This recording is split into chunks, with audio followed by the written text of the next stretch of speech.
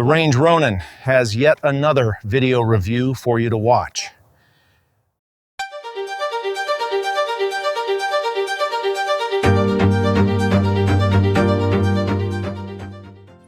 Just because when you think a journey is over, it ends for good.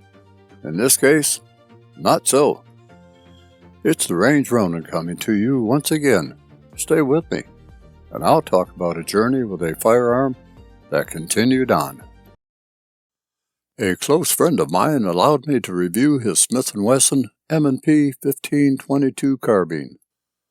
I was so impressed with it that I decided one needed to be in my house, and not just his. A slightly used 1522 was found and purchased. Just a box stock, bare bones 1522. No magazines and no case. But the price for the 1522 was good, and I could take care of the rest. Let me share this journey with you while not boring you with all the features and maintenance details that I presented in the initial review of the 1522. I'll just cover the upgrades that were made, take you to the range with me, and give you my final thoughts on whether I made the right decision, or not, to purchase a Smith & Wesson M&P 1522 for myself. But I will run the specifications of the 1522 one more time to familiarize you with it, in case you have not seen my first review.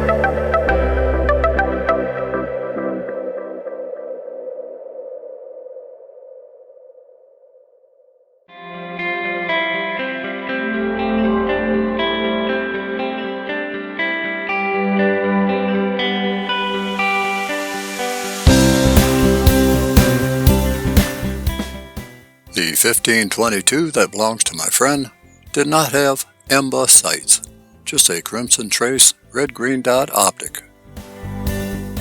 This 1522 had M-Bus sights, and my first consideration was what optic I wanted on this 1522. I had a few choices at hand. The optic I chose was a Barska 3-9 by 42mm IR second generation compact scope.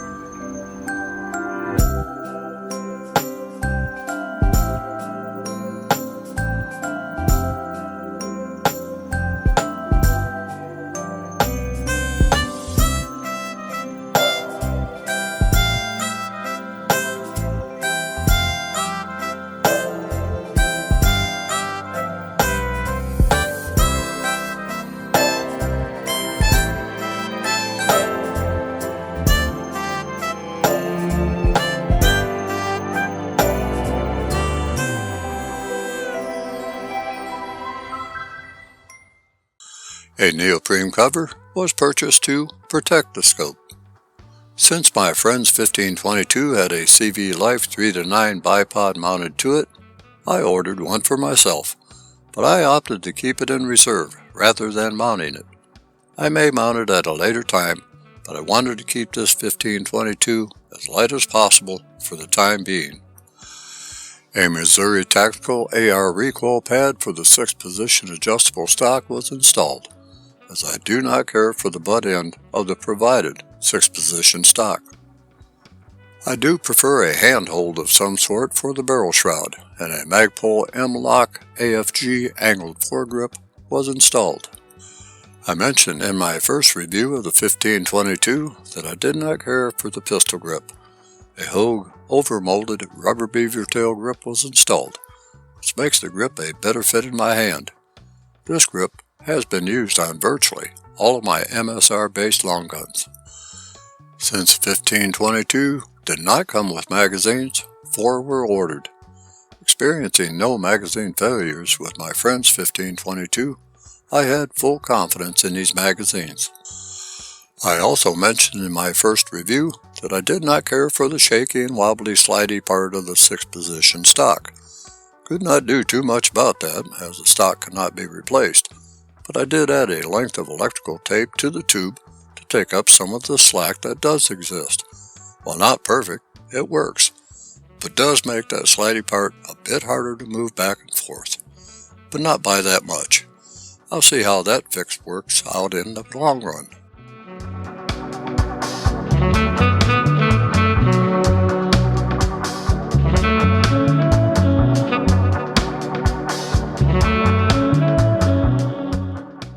And of course, one needs a case to transport the 1522. An Allen Black Combat Tactical Rifle case takes care of things in that department.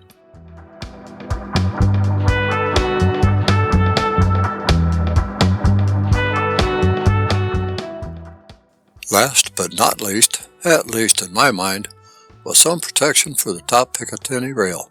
And I had some Magpul ladder rail protection panels in black that just fit the bill. The protection rails fill in the slots, streamlines the look of the rail, and gives me a warm, fuzzy feeling. With this behind me, I need some range time with this 1522, run in the scope, and then, hopefully, stretch the legs of the 1522's bipod and mine for just a bit.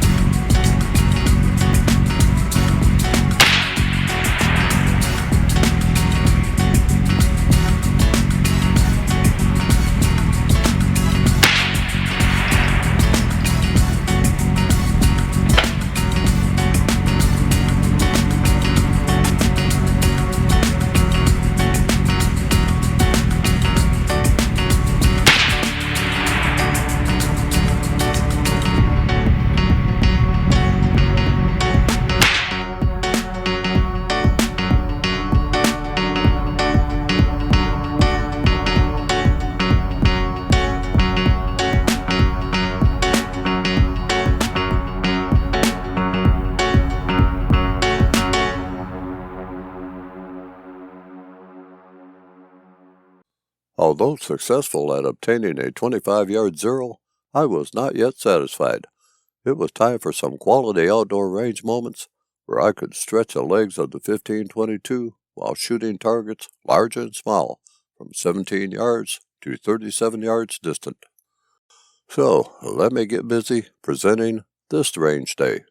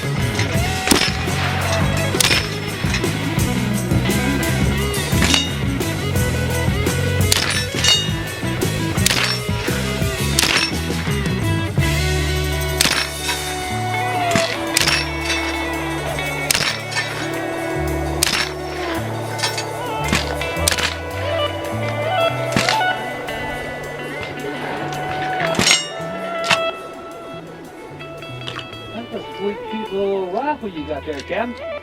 It does well. Yes, it does.